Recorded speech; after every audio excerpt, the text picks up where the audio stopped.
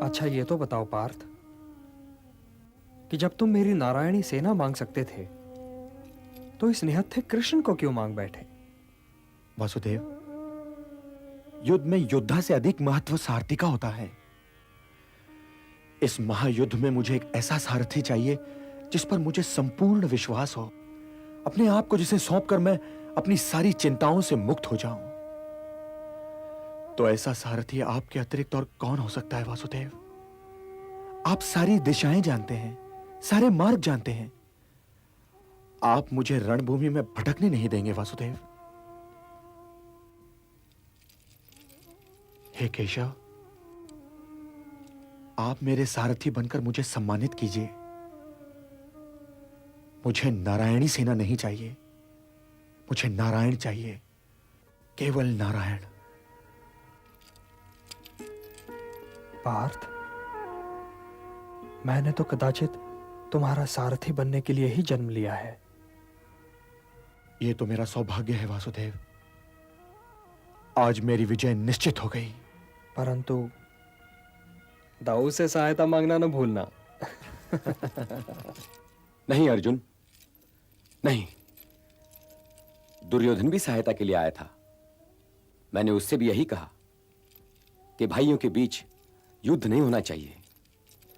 कौन सच्चा है और कौन सच्चा नहीं है, इस पर वाद विवाद करने से कोई लाभ नहीं होगा। जो शव गिरेंगे वो तो एक ही परिवार के होंगे ना। अतः इस युद्ध में ना तो मैं दुर्योधन के साथ में हूं और ना ही तुम्हारे। इसलिए ना मैंने दुर्योधन को विजयश्री का आशीर्वाद दिया है और ना ही तुम्हें आशीर्वाद दूंगा।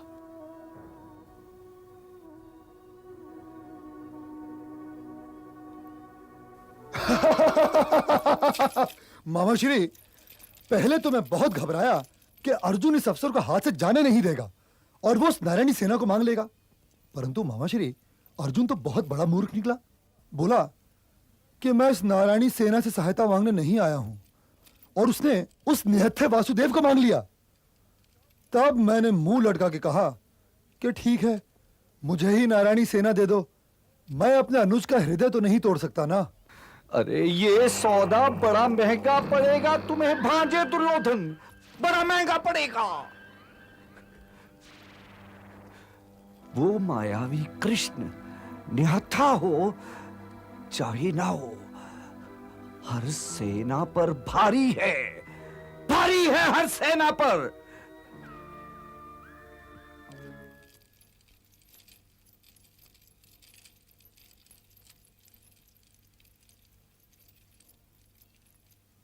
इन बातों का यही तात्पर्य है ना कि अब युद्ध का कोई विकल्प नहीं।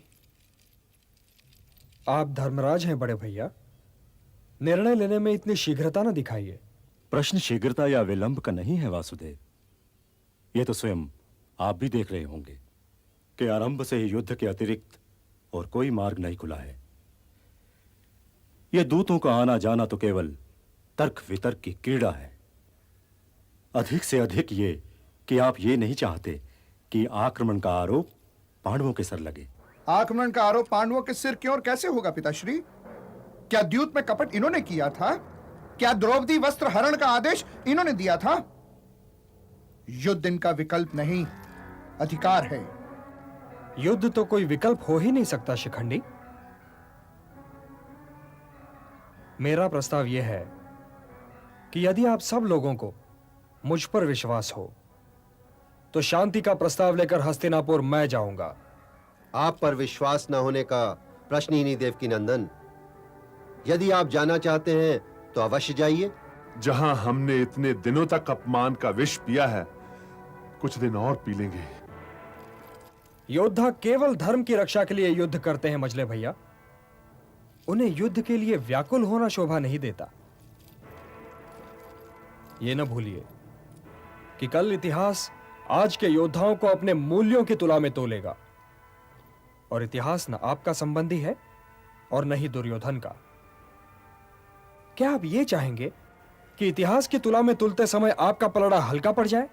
मैं शांति विरोधी नहीं हूं वासुदेव, किंतु आपके और शांति के बीच किंतु जैसे शब्द को न बैठने दीजिए मजले भैया।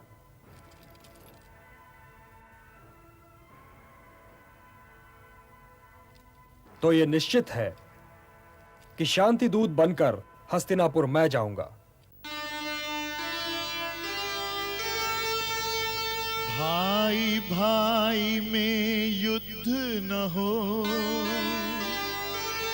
और रहे धर्म का मान, चले शांति प्रस्ताव ले